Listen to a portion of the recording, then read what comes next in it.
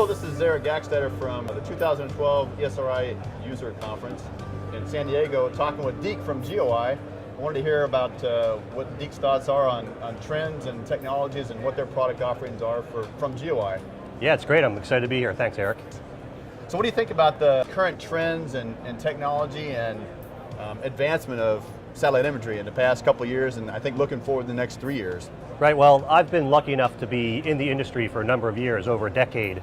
So I've seen it evolve all the way from the first satellites, Iconis being the first one, all the way now to the high resolution sensors that are coming online. And so it's been a steady stream of innovation and accuracy and resolution. Right. And I expect that to continue in the future. And satellite imagery, when I first started working with it, was kind of behind the black curtain, right? No one could get to it, and I had this really special job where I had satellite imagery. But now it's pervasive, it's everywhere. Right. And I think that's one of the most exciting things, and we're going to continue to see that evolve in the future. So what new developments are you announcing here at the conference? Well, probably most significant for Esri is our use of the Esri 10.1 platform, which we've already adopted. We're part of the beta program, and we're upgrading all of our Esri infrastructure into that platform. And then we've also announced a crisis response initiative, so we're partnering with Esri to deliver imagery when Esri is responding to disasters around the world. Oh, so and that partnership allows us to use... Like the Colorado fires recently, right? Absolutely, yes. Right. So, but that partnership really allows us to get imagery as quickly as possible to the Esri user, and in this case, to save lives and property. So what kind of accuracy are we talking about with your imagery? So our imagery is accurate just off the satellite to within 4 meters on the ground sampling. On the ground, right? Yes, on the ground, yes. Okay. So, how about resolution-wise? the resolution, so GeoEye 1 images at 0.41 centimeters, or meters. And 0.41, so 41 centimeters. Yeah, 41 centimeters. Okay. And we resample that up to 50 centimeters, so it's a half-meter product. Okay. And then Iconis images at 0.82 meters, or 82 centimeters, and we sell that as a sub-meter product. Sure. Yep.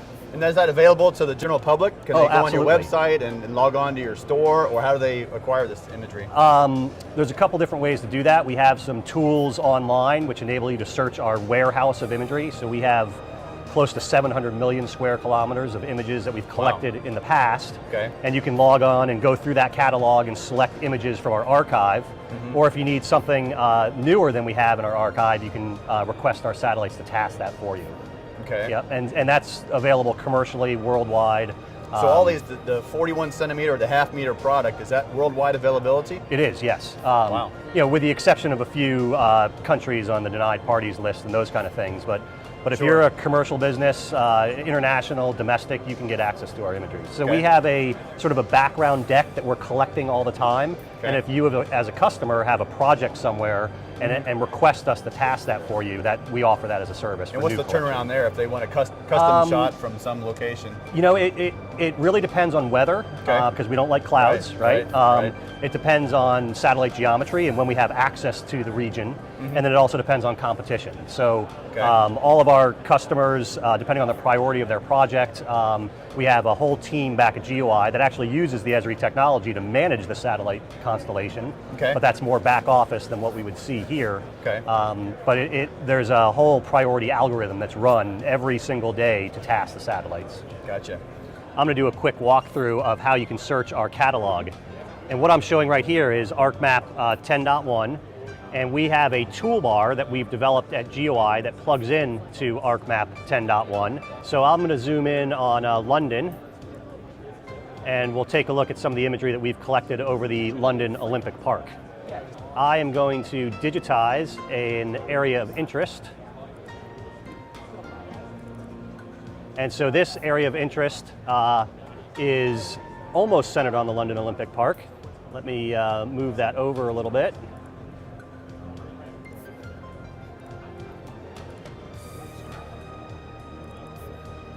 We have a search preferences panel that allows me to select some date ranges, select some cloud cover, select collection angles from the satellite. I'm just going to bring this up to 2010, and we'll say OK. And now I'm going to ask to search our catalog. So this is actually going back to an ArcGIS server instance and searching the catalog and bringing back footprints of imagery that we've collected over the London Olympic Park. and I'm going to select some of those footprints here. I'm going to go back and fetch the browse imagery and bring that browse imagery in and turn it on. And here you can see 7 or 8 images that we've collected over London. And I can turn those on and off and find the image that may meet my needs if I'm running a project or if I'm just interested in viewing the build out of the London Olympics. Really exciting, really easy, all driven by the Esri technologies.